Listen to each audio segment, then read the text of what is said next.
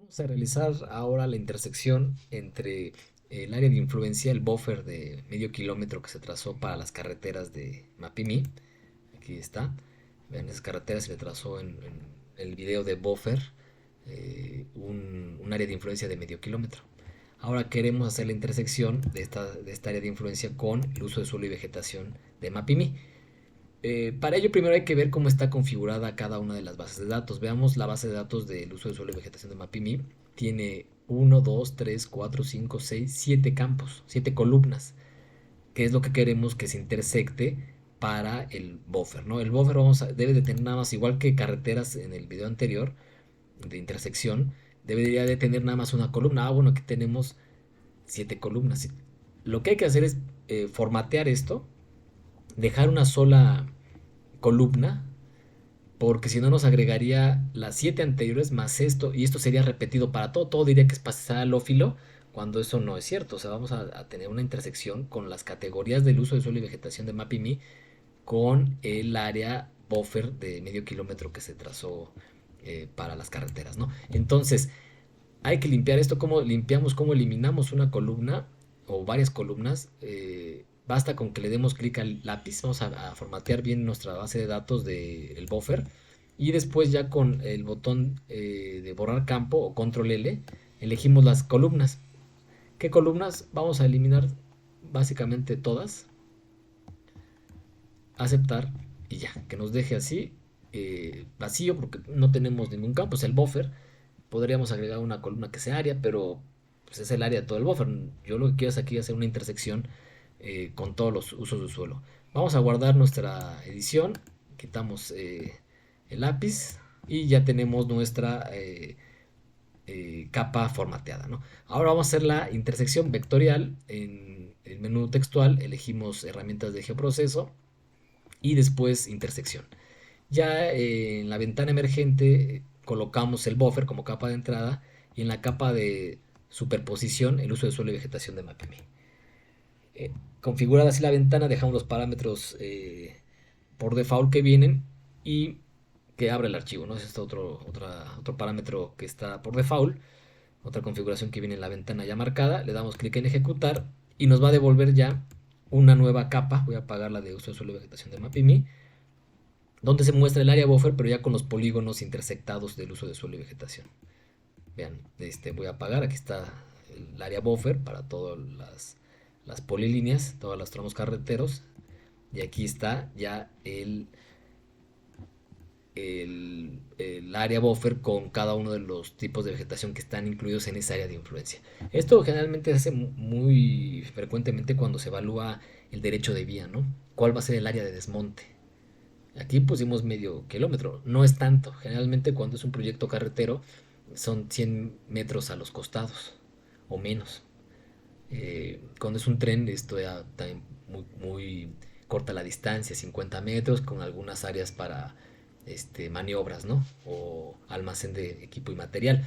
Pero bueno, aquí tenemos un área de influencia porque podría verse más el efecto de impacto o evaluar alguna condición del terreno sobre el derecho de vía que tenemos del proyecto lineal. Ya bien sea una carretera, sea una línea de ferrocarril, un gasoducto, una línea de transmisión, cualquier proyecto de desarrollo que sea de tipo lineal, ustedes lo pueden evaluar de esta manera.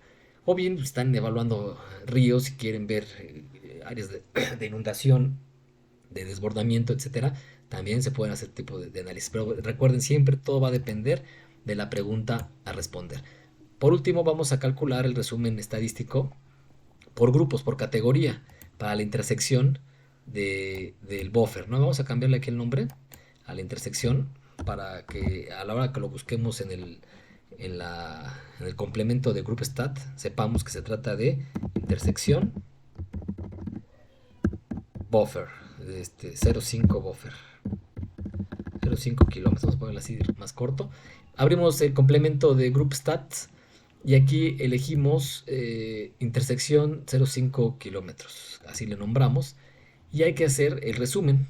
Habíamos dicho que hay que configurar aquí estos 4 paneles, donde las columnas vamos a elegir cálculo estadístico o la suma de las categorías por columna. ¿De qué columna? De la columna área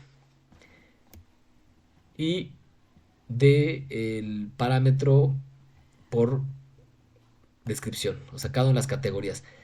Vean, aquí hay un paso importante. El área sí venía calculado para el uso de suelo y vegetación de MapIMI, pero a la hora de recortar ya el área no va a ser la correcta. Hay que actualizar el campo área de la tabla de atributos. Por lo pronto nada, os voy a mostrar aquí cómo sería la configuración y cómo nos devuelve el cálculo de cuerpo de agua 102, vegetación secundaria 3043 metros. Bueno, no sabemos porque eso lo recortó de la base de datos de uso de suelo y vegetación de MapIMI. Deberíamos, una vez que actualicemos, vamos a actualizar nuestro, nuestra tabla de atributos de la capa de intersección, esta columna de área. Recuerden, para actualizar la superficie nos tenemos que ir al abaco. Y en el abaco vamos a actualizar el campo, que es área. Buscamos la función que es área, símbolo de pesos área. Aquí está. Y lo vamos a dividir entre 10.000 para que nos los den hectáreas. Y damos clic en aceptar. Y ya se actualizó. Ahora sí, 62 hectáreas para sin vegetación, 3 hectáreas para otro polígono sin vegetación, 48, etcétera.